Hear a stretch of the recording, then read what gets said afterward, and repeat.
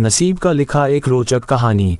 दोस्तों, आपने कई बार लोगों को कहते सुना होगा कि मेरे नसीब में ही नहीं है, या नसीब में होता तो जरूर मिल जाता, या फिर यह कहावत है कि नसीब से ज्यादा किसी को नहीं मिलता, जरूर सुनी होगी।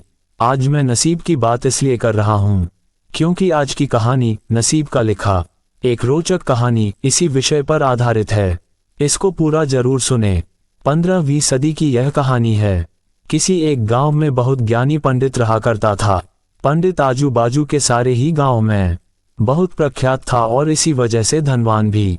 पंडित का परिवार ज्यादा बड़ा नहीं था।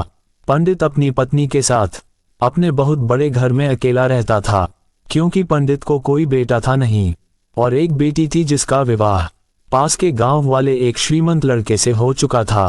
पंडित ने शादी से पहले अपने होने वाले दामाद की अच्छे से जांच पड़ताल की थी और अपनी बेटी का भविष्य भी ठीक से पढ़ा था। तब जाकर उसने बेटी की शादी की थी। लेकिन चंद सालों में ही पंडित का दामाद बुरी आदतों के चंगुल में फंस गया।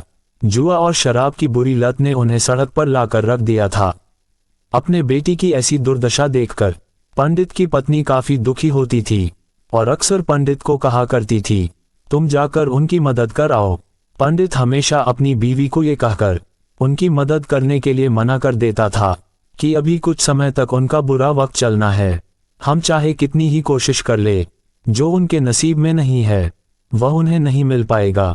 पंडित की ऐसी बातों से उसकी पत्नी काफी दुखी हो जाया करती थी और मन ही मन सोचती थी कि कैसा स्वार्थी पिता है, अपनी बेटी को इतने कष्टों में देखकर भी उसकी मदद करने के लिए मना करता है।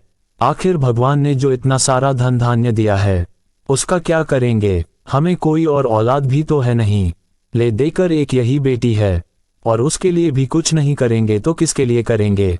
पंडित ऐसा नहीं सोचता था। ऐसा नहीं है कि पंडित अपनी पुत्री से प्रेम नहीं करता था, लेकिन उसने अपनी पुत्री की कुंडली इतने अच्छे से पढ़ी थी और वह ये पहले से ही जानता था कि वह चाहे किसी भी लड़के से शादी करती, लेकिन उसके जीवन में ये समय आने वाला ही था और बिना इसे भुगते उसको छुटकारा नहीं मिलने वाला था। एक दिन खाने पीने के लिए भी मोहताज हो चुके पंडित के बेटी और दामाद उसके घर पर आए। पंडित ने और उसकी बीवी ने दोनों का खूब आदर सत्कार किया और खूब अच्छा खाना खिलाया। बेटी और दामाद की पंडित से सहायता मांगने की हिम्मत ना हुई, इसलिए वह बिना बोले ही वापस अपने घर को लौटने लगे। लेकिन माँ तो माँ होती है। पंडिताइन से रहा नहीं गया और बिना पंडित की इजाजत के उसने चोरी छुपे बूंदी के लड्डू बनाकर उसमें सोने के सिक्के रख दिए और बेटी और दामाद को दे दिए, ताकि बेटी और दामाद की कुछ आर्थिक सहायता हो सके।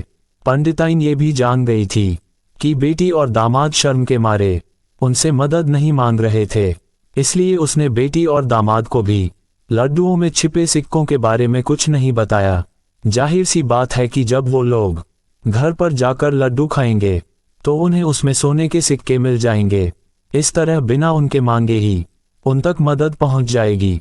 यही सोचकर पंडिताइन मन ही मन अपने बेटी की मदद करने के लिए खुश होने लगी।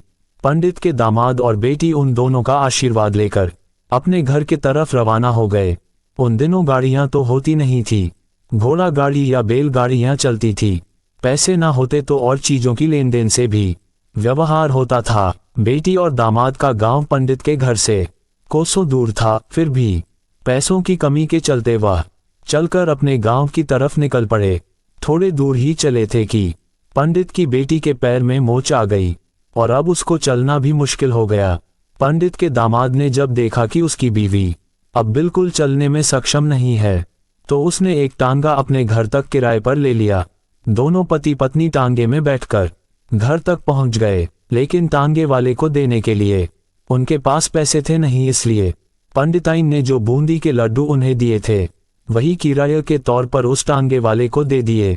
टांगे वाला बूंदी के लड्डू को लेकर वहां से चला गया। टांगे वाला अपने घर की तरफ जा रहा था, तब उसे एक हलवाई की दुकान दिखी। उसने सोचा कि थोड़े से बूंदी के लड्डुओं से मेरे घर के लोगों का पेट थोड़ी भरने वाला है, इससे अच्छा मैं इन बूंदी के लड्डुओं को बेचकर उनसे कुछ चावल खरीद लेता हूँ। टांगे वाले ने बूंदी के लड्डू हलवाई को बेच दिए।